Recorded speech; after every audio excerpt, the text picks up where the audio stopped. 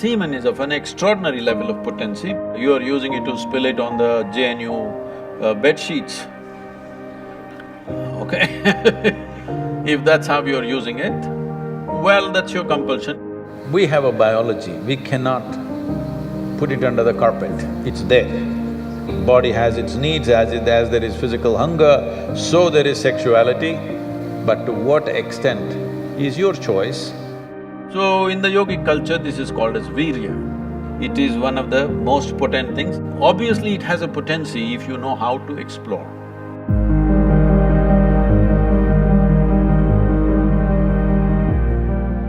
Namaskaram, Sadhguru. I want to know that when a student steps into college, all of a sudden he or she gets access to a huge amount of pornographic material which so far was off limits for him or her. And in the process, he or she enjoys that, and as we said, he or she experiences heaven on earth. But, and we even have nicknames for those people who overdo it. They masturbate. We overdo it sometimes. So how do we know how much of that is good or bad? And so can we have the truth about masturbation?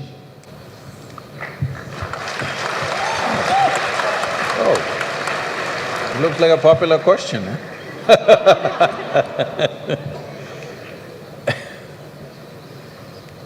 See, we have a biology, we cannot put it under the carpet, it's there.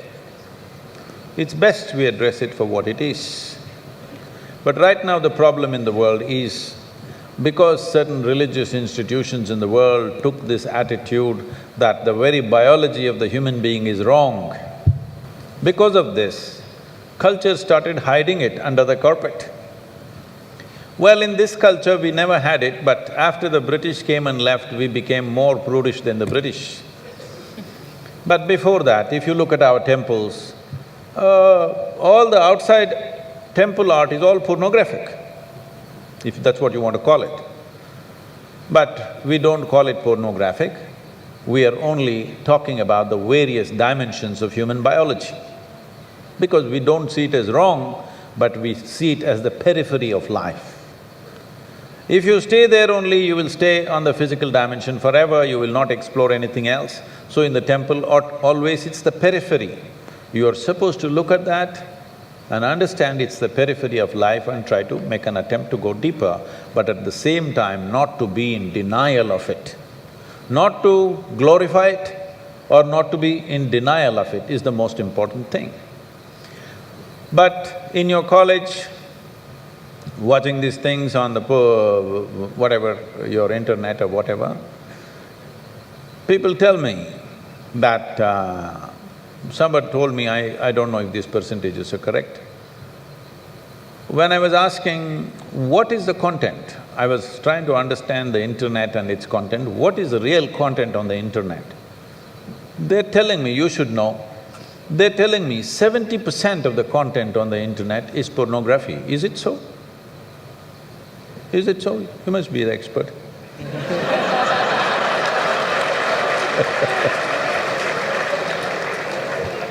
Is somebody doing PhD on it? They told me 70%. I said 70% is unreasonable and sick levels of pornography. If it occupies a small percentage, it's okay. 70% of a technological platform which could do millions of things, unfortunately is pornographic. Just biology of life is very unfortunate because once you come as a human being, your biology is not the front end of your life. It is one part of your life. This cerebral capability came so that your intelligence becomes the front end of your life, and if you become conscious, your consciousness becomes the front end of your life. Biology is the front end of a bull. It's okay for him, that's all he knows.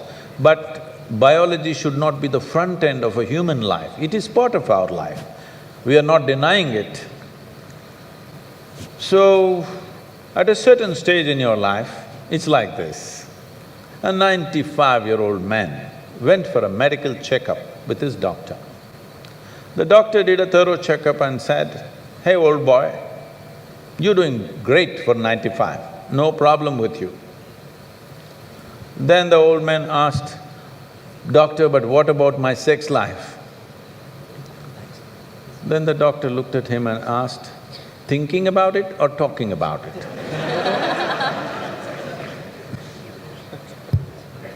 So at different stages of life, there are some times you only think about it and talk about it, there are some times you indulge in it. These are passing phases of life. How much of it is needed for you, you are the best judge. But at the same time, you came here not to explore your biology. At least you should have gone to MSc in biology. You shouldn't be wasting your time in a technological institute exploring biology. Does it mean to say you don't have biology, you don't have biological needs? You have, it's fine, but it must be on the periphery. It should not become the core of your life because it will reduce you in the sense. A creature which was purely biological evolved into a place which has an intelligence of its own beyond its biology. See, animal intelligence works for its biology alone. How to get its food, how to get its mate, this is all its entire life is. If human intelligence also functions like that, you are bellying the evolutionary process. You are seeing how to go back, take the evolutionary process backward, not necessary. This does not mean you do not have a body has its needs, as there is physical hunger, so there is sexuality. You have to address it in some way. But to what extent is your choice, but definitely it should not be the front end of your life because you're rolling back evolutionary scheme of putting your intelligence and consciousness in the front. Instead of that, you're putting your biology in the front.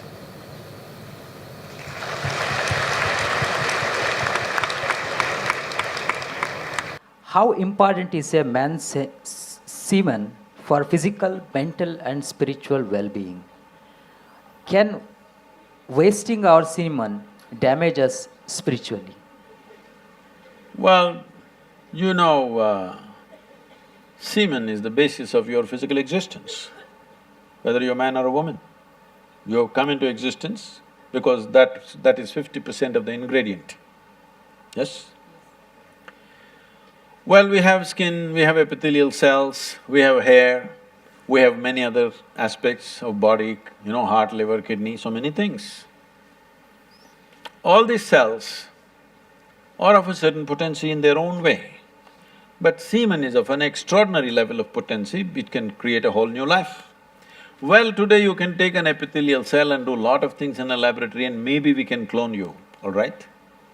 So the potential is here also, but it is not in the same dynamics as it is in a cell, which you're referring to as semen. So in the yogic culture, this is called as virya. Virya also refers to what you call as vajra, which means stability, or diamond, which is the hardest thing. So in the human body, virya is considered to be like vajra. That means it is one of the most potent things if you know how to use it. Well, how to use it means you can use it to produce a child, that's one thing. Well, if you are… this question is coming because you are using it to spill it on the JNU bed sheets, okay? If that's how you're using it, well, that's your compulsion, you're doing whatever you're doing. This is not something to be judged morally, that's not the point, it's a question of what is the level of compulsion that one has. But anything in this body, can it be transformed into a different level of function? Absolutely. Not just semen, just everything in this body can be transformed. See, suppose I gave you all soup-making ingredients, same soup-making ingredients to every one of you. Do you believe all of you will produce the same soup? No. You will produce 500 varieties of soups, those same ingredients. That's all that's happened with us right now. All of us are fundamentally same ingredients, but see how different each one of us are. Different soups. Well, if I give you soup-making ingredients, either you can make a great soup or a lousy soup. Depends what kind of skills you have, isn't it? So this goes for everything, not just for semen. Every dimension of your body and your mind, you can transform into something tremendous, or you can make it mediocre, or you can make it a serious problem. Every aspect of your life. That goes for this aspect of life also. This same energy, see, people are making it literal translations, but if you want to produce a certain, let's say, epithelial cells, how much energy the body spends on it? And if you want to produce a cell which you call a semen, how much energy body spends is very different. This can be scientifically established. So, when you're investing so much energy in that, obviously it has a potency if you know how to explore. But are you competent to explore? Are you capable of exploring? Do you have the necessary sadhana and guidance to do that? That's a big question mark.